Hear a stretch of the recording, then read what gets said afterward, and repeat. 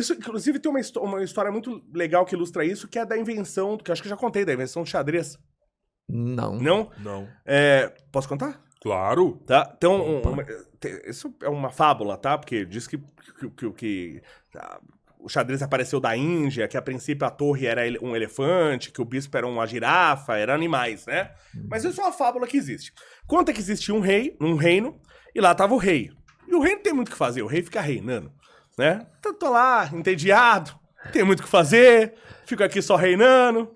Aí ele pediu, né, pra que os seus soldados anunciassem aos súditos que ele ia dar um prêmio pra quem inventasse um jogo que o entretesse. E tinha um cara que ele era muito famoso por ser considerado a pessoa mais inteligente do reino. Esse cara era muito famoso. E esse cara fez um jogo pro rei, que era o jogo de xadrez. E levou o jogo e apresentou pro rei. E falou pro rei, tá aqui o jogo, vou te explicar como joga. Explicou e tal, e o rei adorou. Aí ele mostrou um jogo de estratégia, então vai te ajudar quando você tiver que ir pro combate, não sei o que. O rei adorou o jogo. E chegou pra esse cara, e o rei tinha uma certa inveja desse cara, porque apesar de ele ser o rei, ele não era o homem mais inteligente do reino. Esse cara era, que não tinha nada. E aí o rei chegou pra ele e falou assim, você é o premiado, falou, você pode me dizer o que você quiser, que o que você quiser eu vou te dar. E o cara falou assim, eu tô feliz por poder ajudar o meu rei, por servir bem ao meu reino. Eu não preciso de prêmio. E o rei começou a rir.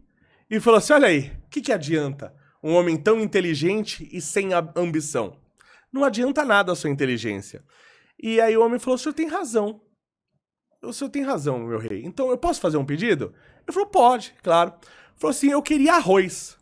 Aí o quê? Ele falou, eu queria arroz. Ele falou, mas o que, um saco de arroz? Um arroz cozido? O que você quer? Ele falou, eu quero um arroz. Mas eu queria um arroz, um grão de arroz para cada casa do tabuleiro que eu fiz pro senhor.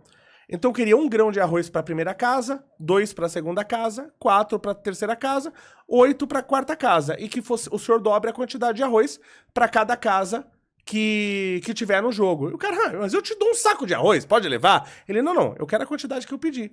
E aí o rei colocou os matemáticos do reino pra calcular exatamente quando ele queria. Quando ele fez a conta, e aí você tem o 2 lá elevado a 64... Não cabia no né? mundo. Não, você não tinha arroz do reino universo, pra você atender o cara, né? Pra você atender o cara.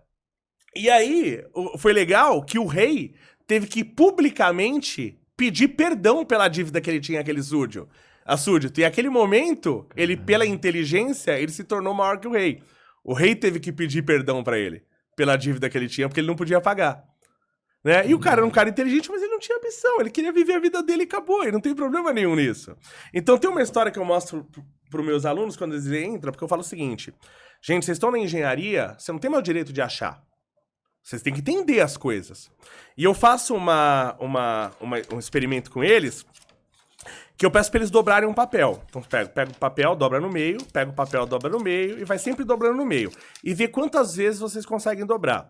Geralmente eles conseguem dobrar 6, 7, tem gente que diz que chega a 8, né? Não consegue dobrar o papel mais que isso. Aí eu falo, legal, você dobrou 8 vezes o papel. Com 8 dobras, qual que é o tamanho que tá o papel? Pergunto pra eles. Qual é o tamanho? Aí, sei lá, ele olha e fala assim, meio centímetro, ficou. Se quando você dobrou o papel 8 vezes, ele ficou com meio centímetro, se eu dobrar ele, sei lá, um pouco mais, 9, 10, até 20. Se eu dobrar com 20 vezes, que tamanho você acha que ele vai ficar se eu dobrar esse papel 20 vezes? Putz, uns quilômetros aí, velho. Então, geralmente eles falam, 10 centímetros, meio metro, tá? E o que acontece? Quando eu dobro uma folha em 2, tá? Quando eu dobro ela em 2, eu tenho 2 folhas, né? Então eu dobrei a primeira vez, tá? Primeira vez, 2 folhas. Dobrei a segunda, 4 folhas. 8, 16, 32, 64, 128, 256, 512, 1024. Com 10 dobras de uma camada, ele foi para 1000. Ele aumentou em 1000 vezes. Se em 10 dobras de uma camada foi para 1000, mais 10 dobras é mais 1000. Então, quando eu pego e dobro 20 vezes, ele ficou com 1 milhão de camadas. Se o papel tem aproximadamente 0,1 milímetro, ele vai ficar com 100 metros de altura. 100 metros. de altura, 100 metros. Se eu dobrar ele 30 vezes, mais 10 vezes, se eu pegar um papel e dobrar 30 vezes, ele fica com 100 quilômetros. O que quer dizer que se eu pegar um único papel e dobrar ele 30 vezes, a última camada desse papel, dessa única folha de papel, vai estar no limite da atmosfera terrestre. Ela vai ter 100 quilômetros. E os alunos falam 10 centímetros. Meio metro. Então eu falo, engenharia você não pode achar. Você tem que entender como o fenômeno funciona. Que é por isso que quando você tem uma dívida no cartão de crédito, ela cresce tanto. Porque ela é exponencial, é juros sobre juros. Entendeu? É por isso que você pega 100 reais de empréstimo, daqui a pouco você tá devendo 12 mil. Entendeu? Que é a força mais poderosa da natureza, que é o crescimento exponencial. Eu já falei isso com a minha esposa, assim, brincando. Tipo, ó, você prefere que eu te dou 10 mil reais agora? Sim. Ou você prefere que eu te dou 1 centavo hoje, amanhã 2 centavos, depois amanhã 4 centavos, durante 30 dias? Não, me dá 10 mil agora. É. Acabou de perder alguns milhões. Exatamente. Exatamente. Ela falou assim, não, eu tô satisfeita, me dá os 10 mil. Ele não deu. Ela falou assim, não, beleza. Assim, não, tudo bem, perdi. Cadê os 10 mil? Ou seja, no final das contas não perdeu nada. Essa piada, não. Eu vi um cara fazendo um negócio desse, né? Que, meu, é muito sacanagem. Ele fazendo esses dias, acho que no YouTube e tal. Ele pega, tipo, 10 reais, né? E dá pra uma mulher. Tem uma mulher, tá, não sei o quê. Eu falo assim, tá aqui. Eu aposto com você 10 reais, tá? Que eu consigo te dar um beijo sem encostar meus lábios no seu. Aí, como assim? Eu falo assim, tá aqui. Posso 10 reais. Que eu consigo te dar um beijo sem encostar meus lábios no seu. Você quer apostar? Ela, tá, quero apostar.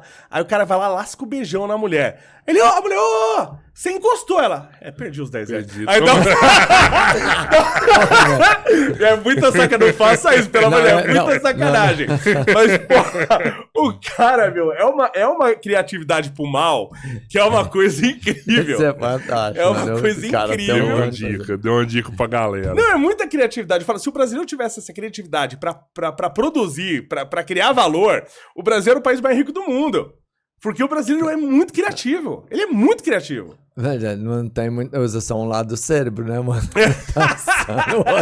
Aí, velho, antes de nós terminar aqui, você falou jogo de xadrez. Cara, jogo de xadrez é um jogo muito foda, né, mano? Eu gosto de xadrez. O cara inventar um rolê daquele ali, velho, é foda pra caralho, né? Cara, eu gostava de xadrez do PC, mas muito antigamente, na época do Master System, tinha um xadrez, chamava Chess, né, em inglês, e ele era ambiente DOS. E era muito maravilhoso aquele xadrez, porque era assim, era tipo o do Harry Potter, só que naquela época, você tinha lá, tipo, sei lá, a torre, o bispo, o rei e tal. Aí você ia com a sua torre comer a rainha. Aí você posicionava a torre ela, tipo, virava um monstro torre, aí ia lá e matava a rainha. Sensacional. Sabe? Era muito... Eu adorava esse jogo por causa dessas animações. E era um jogo ambiente DOS. E eu falo, pô, mas por que ninguém faz um jogo desse hoje, né? Que as peças... É tipo o Harry Potter, sabe? No filme do Harry Potter, as peças lá lutam, entendeu? E só que... como é que ela chama? A mulher que fez a J.K. Rowling? Sim. Ela deve ter jogado esse chess pra ter essa ideia.